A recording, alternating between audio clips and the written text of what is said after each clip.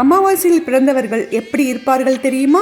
ஞாயிற்றுக்கிழமை செல்வம் செழிப்போட இருப்பார்கள். 40 வயதுக்கு மேலே தான் அவங்க பேரும் புகழும் அடைவாங்க.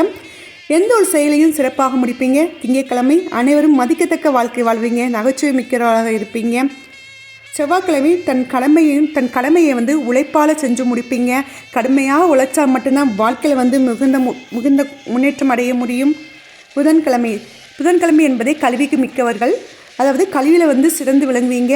படிப்பால் தான் தன் பேரும் புகழும் பெற்று வாழ்வீங்க.